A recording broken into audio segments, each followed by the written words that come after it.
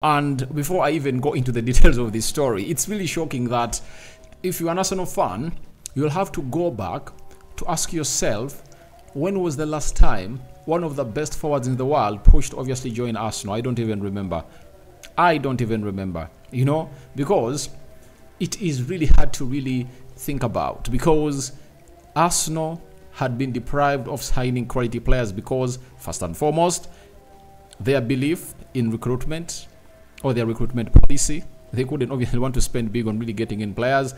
Their policy was like, getting a player like Nikola Anelka. They bought him for like, I think, £190,000, you know, and they sold him close, was it 25 million pounds, or was it 19 million pounds to Real Madrid? You remember? So that is Arsenal for you. And if you've been following them for a very long time, it shows you that it is really surprising that now Arsenal is an attraction of very many big players in the world. And you go back to give the flowers back to Arsene Wenger, who obviously sacrificed everything for the club of Arsenal, to see that he only goes to the Champions League and not think about trophies, and then causes what we call a very huge moment for Arsenal to obviously get themselves into the proper position, to see that all goes in as planned. So welcome to the Rokani Media Football. How are you guys? And who are you watching us from? I go by the names of Rokani David. That is the side of Victor Osimhen, and you're gonna be letting you know about the move of the latest player that has gonna hit, obviously do the needful. Lukaku, you know, what is the latest? You know, it's very much linked to Lukaku and Osimhen. That's why I've gonna hit to add up these stories. And lastly, most of you have been asking yourself how much Hansi Flick is gonna be getting at the side of Barcelona. Some sources say he's gonna be earning 1.5 million euros. I was like, why is he really earning this little? Yet he's a very good quality manager. You understand? Then we will wait to see what comes in from Barcelona on how much this guy is really gonna be earning. So let's see close to 300 likes much in this video as we talk Victor Osimhen to Arsenal, and continue to subscribe because we want to hit 22,000 subscribers and we want to hit 21,000 subscribers, I think 300 in a nick of time. Now let's obviously thank God for the gift of life, and for the Muslims, Barakallahu fikum, and let's obviously start it off with the story coming in through from Dimasio. Osimhen is interested in a move to Arsenal. Now that confirms to you that he's pushing to join the club of Arsenal. That is it. He's pushing to join the club of Arsenal. No doubt about it. The lad is pushing to join Arsenal. And at a certain point X, just asking myself whether you guys have been watching this channel, because I think like 1.5 months back, I was here on this channel to bring you a story linking Victor Osimhen to Arsenal. And guess what?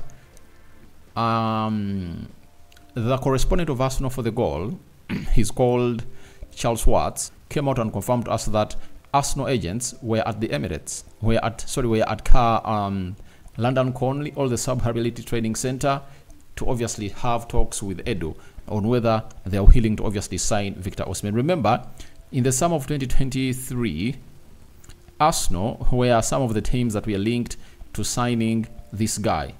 And who are we talking about? Victor Osimhen, the Nigerian international. And if at all you love football, he's a striker that has everything that you would want to see it that he brings up to the game of football. But the big question is, the amount of money that they want from him is really huge. Remember, to sell him, you have to trigger his buyout clause. And what Napoli did, they obviously multiplied ×2 the amount of money that they bought him from the side of League One. You know, he was playing for League One, and they went ahead obviously make a very huge multiplication, expecting that after all everything would have gone ahead to go on as planned. Like they thought he's gonna be having a very brilliant season at the club of Napoli, to see it that he scores 30 goals plus a season, and obviously attract very many teams to really sign him. Last season,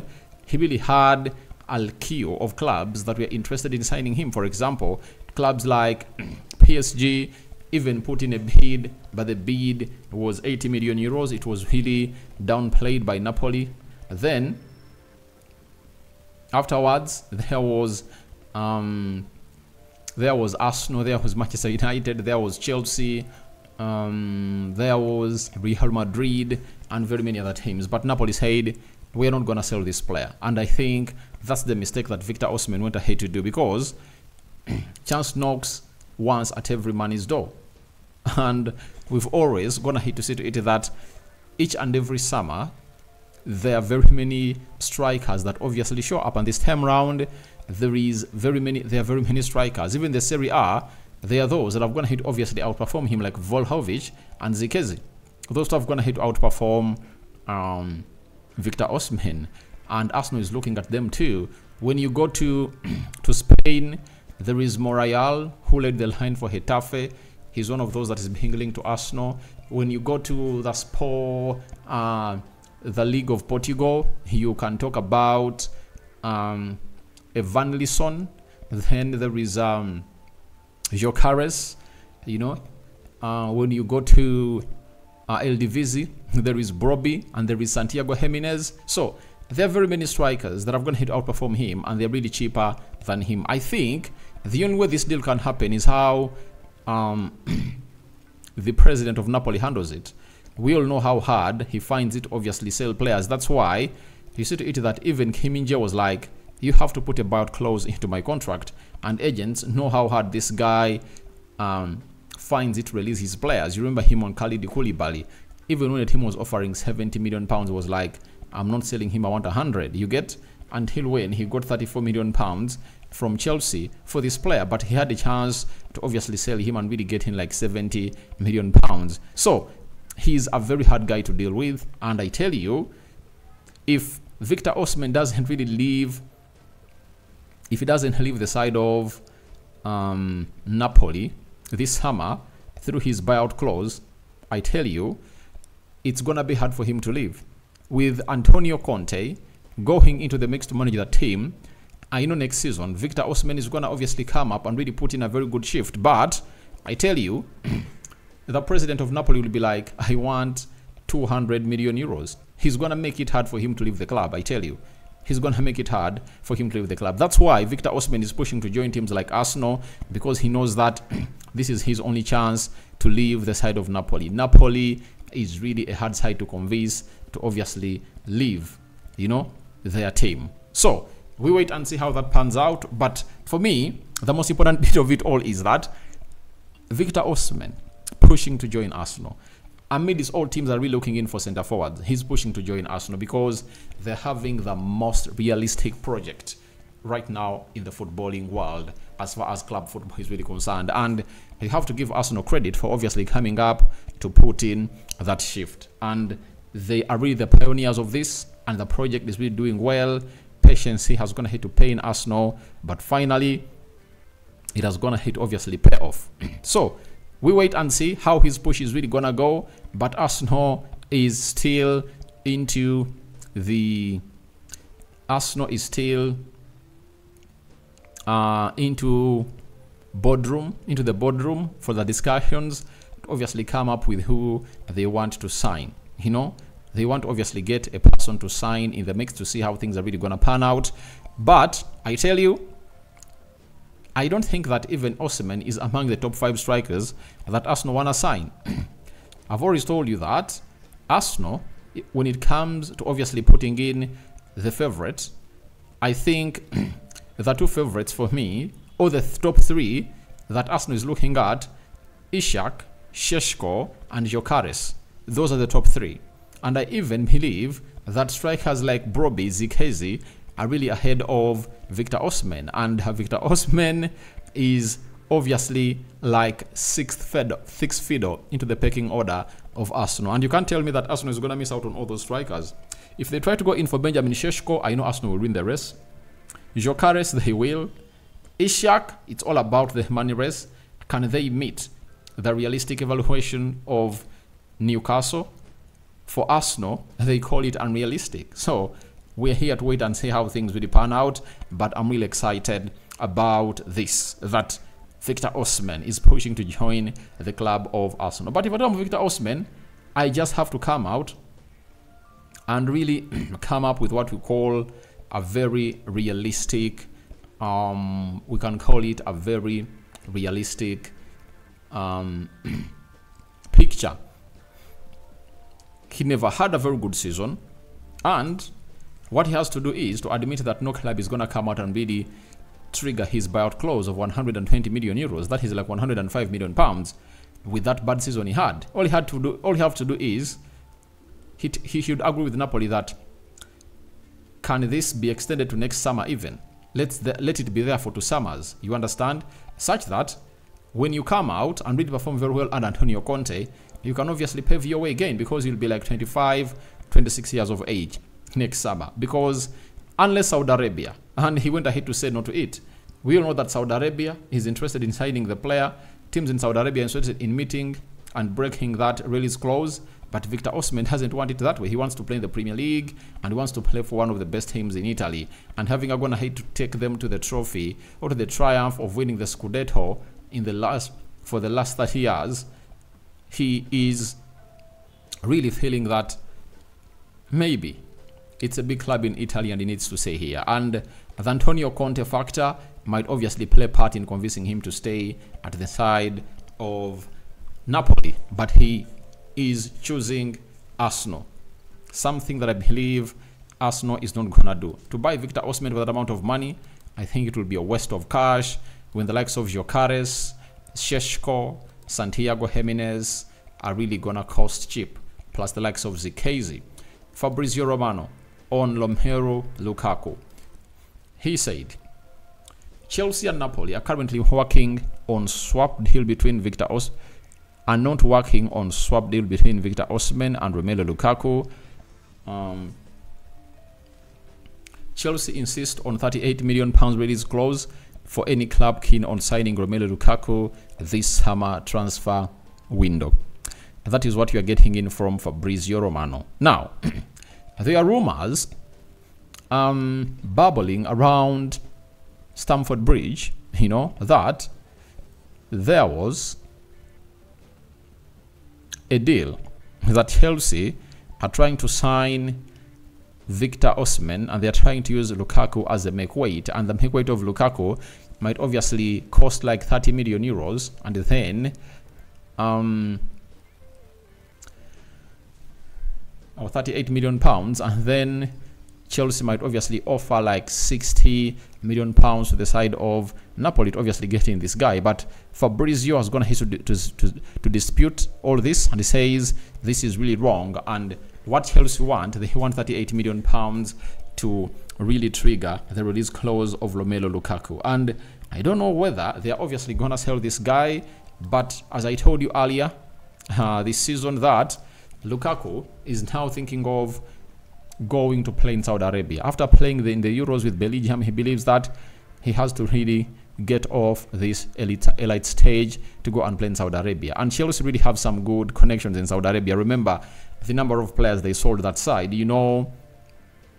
Ziyech failed the medical, but you can talk about Eduardo Mendy, you can talk about Kalidou Koulibaly.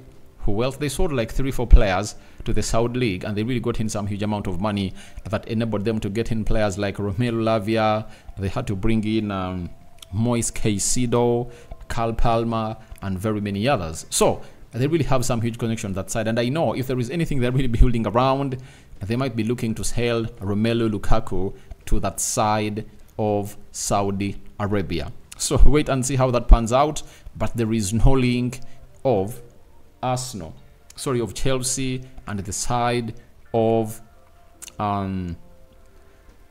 Napoli to do anything like a swap deal to obviously see Lukaku cross from Chelsea to Napoli and Victor Osimhen cross from Napoli to Chelsea and then add on some huge amount of money. But never say never. These transfers obviously change. Like for example, last season, we reached an extent when Chelsea had gone ahead to obviously lose control of the deal of Moise Caicedo. But at the end of it all, Chelsea came in through and really took took Moise Caicedo, even though Liverpool came in through and really put in a bid of £115 million.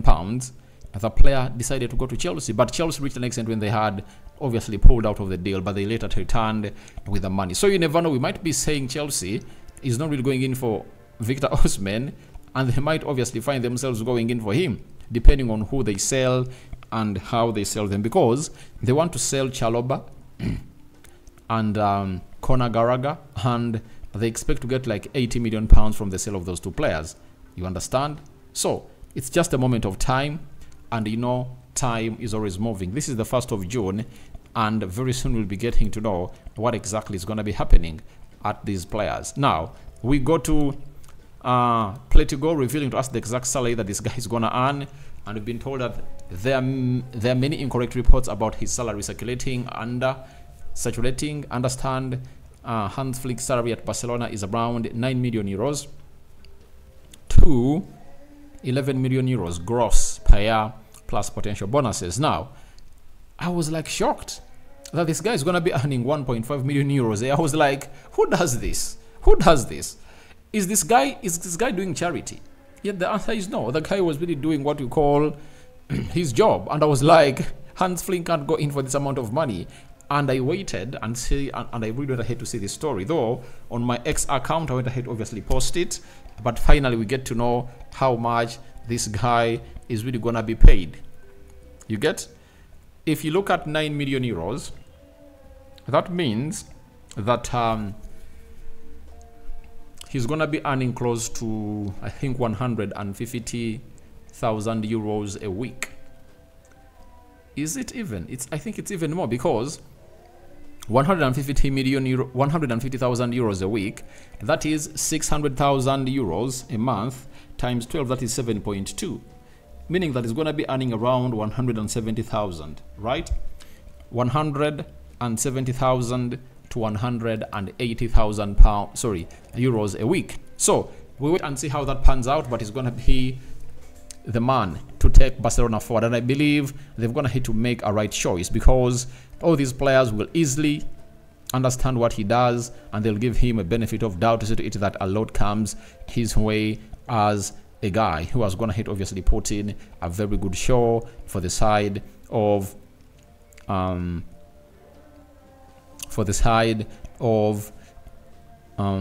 Barcelona, and I really understand that it's really gonna be good.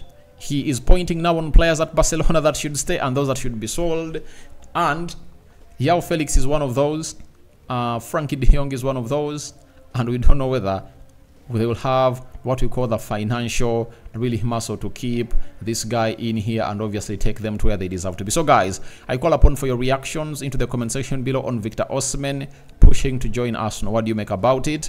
And what are your thoughts about no Osimhen Lukaku what we call swap deal?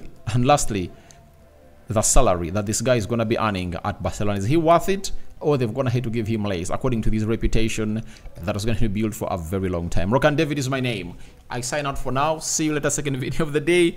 Champions League football is coming up. I'm going to be really streaming to show you who is starting where and where.